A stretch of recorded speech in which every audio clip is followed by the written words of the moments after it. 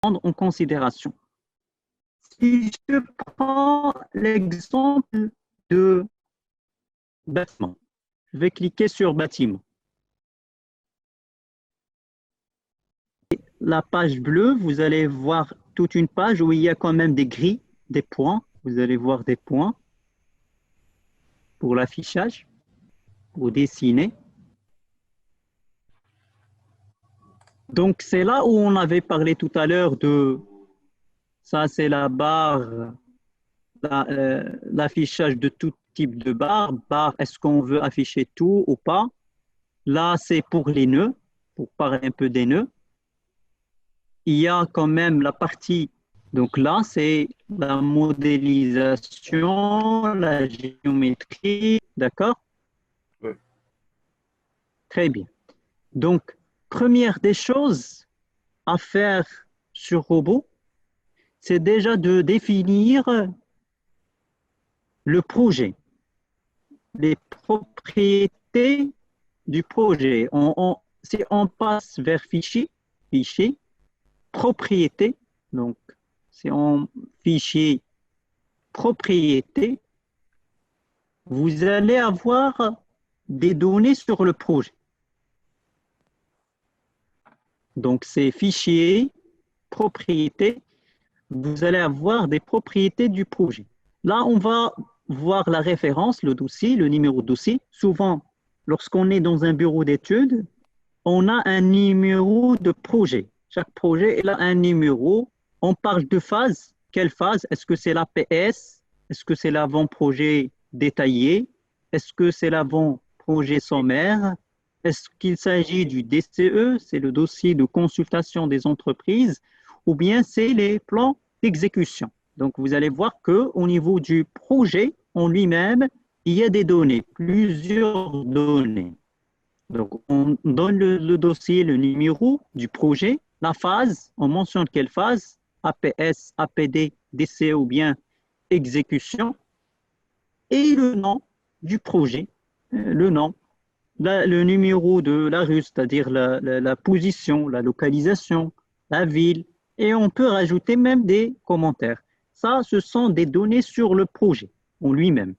Après, on peut avoir des données sur les autres prestataires, c'est-à-dire les autres prestataires d'études, par exemple le maître d'œuvre, l'architecte, son nom, le numéro, donc son bureau, la ville, qui est le responsable chez l'architecte, son téléphone et ainsi de suite. La même chose pour le maître d'ouvrage, c'est-à-dire le propriétaire du projet, le bureau d'études, c'est-à-dire vous qui êtes en train de faire l'étude, vous pouvez également mentionner vos données et vos coordonnées. Le maître d'ouvrage, le bureau de contrôle, l'entreprise qui va faire les travaux, donc également l'entreprise qui va faire les travaux, on peut citer son nom lorsqu'on veut, par exemple, établir les plans d'exécution d'une entreprise. Donc ça, c'est la première des choses à faire, c'est paramétrer notre projet et intégrer les propriétés. Donc ça, c'est une première étape. Deuxième étape, et qui est très importante, c'est le paramétrage. Donc, deuxième étape, très importante, c'est le paramétrage de notre dossier robot. C'est-à-dire, je passe vers outils, je mets outils, donc vous pouvez le visualiser, outils, d'accord. Et il y a préférences, donc outils, préférences. Donc, lorsqu'on sélectionne outils, préférences, une page qui s'affiche. Cette page, c'est juste pour paramétrer un peu l'affichage de notre écran robot. Déjà, on parle de la langue. Bien sûr, vous savez que des fois, on peut avoir une version de robot anglais ou bien version française. D'accord? Donc, lorsqu'on a une version quelconque, on peut reparamétrer, mais pas d'une manière globale, c'est juste pour donc avoir la langue partout et avoir les données qui correspondent au payé, d'accord?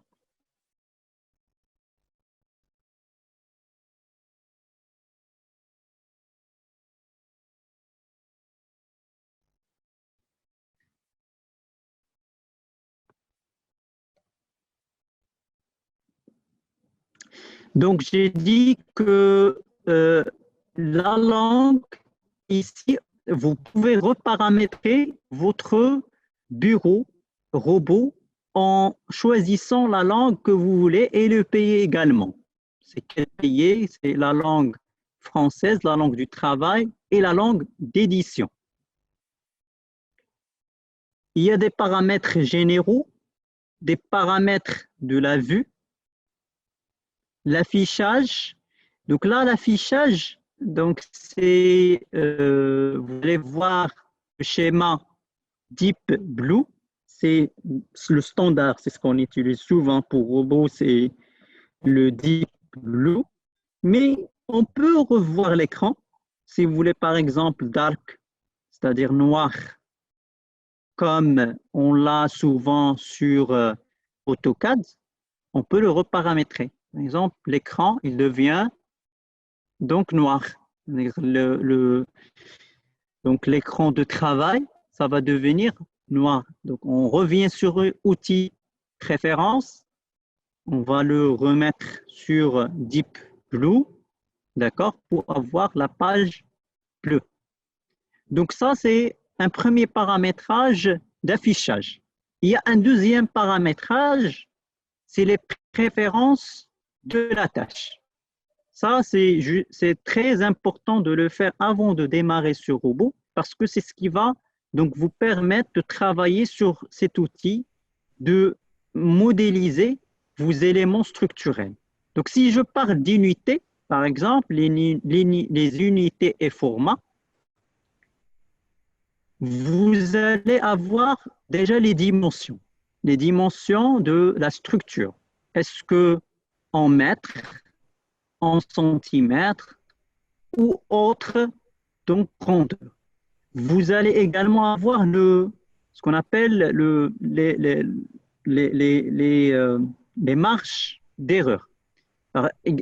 Si on veut 3 chiffres après la virgule, 4 chiffres, 5 chiffres, tout ce que vous voulez, vous pouvez le paramétrer. Donc, les dimensions de la section, elle est en centimètres, souvent on l'utilise en centimètres. Caractéristiques de la section, l'assemblage acier, souvent en millimètres, les barres de ferraillage en millimètres, une section d'acier de ferraillage, elle est souvent en centimètres carrés. Mais vous pouvez reparamétrer selon, bien sûr, vos projets.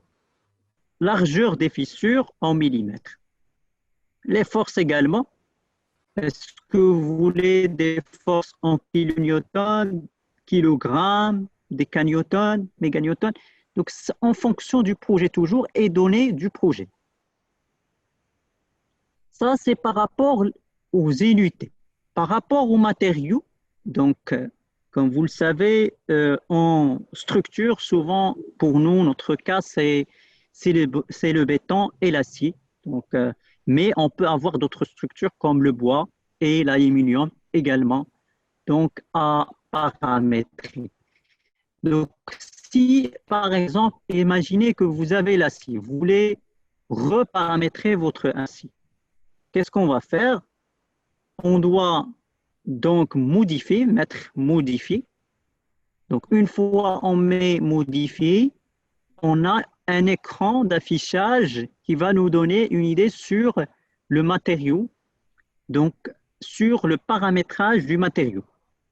Donc, cet écran, il donne donc une idée sur le paramétrage du matériau, à savoir l'élasticité, les caractéristiques donc techniques de ce matériau, l'élasticité, le module de Young, le coefficient de Poisson, le module de cisaillement, le poids et ainsi de suite. Imaginez qu'on veut créer notre propre donc matériau, c'est-à-dire on veut créer on fait ajouter, donc on met ajouter, et là on va revoir le paramétrage. Comme par exemple si j'ai un acier E24, cet acier E24, il a certains paramétrages, je peux les modifier moi-même.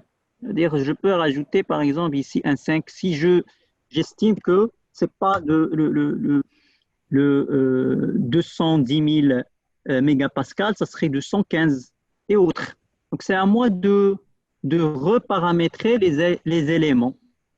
Le béton également, vous allez voir que même pour le béton,